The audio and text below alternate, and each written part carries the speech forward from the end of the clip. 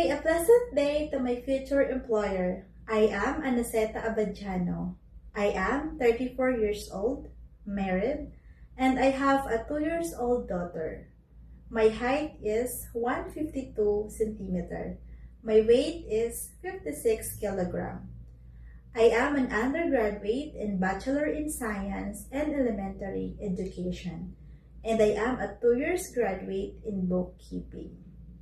I have worked for 15 years in the same employer as their maid. I serve a married couple with 2 children, a boy who are 12 years old with hearing disability and a girl who are 8 years old.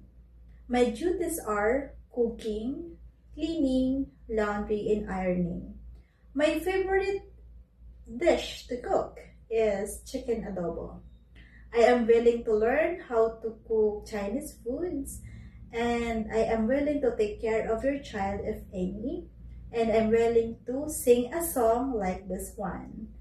Row, row, row your boat gently down the stream. When you see the crocodile, don't forget to scream. Ah! I am hardworking. I am trustworthy and teachable person. In my previous employer, I treated them as my own family.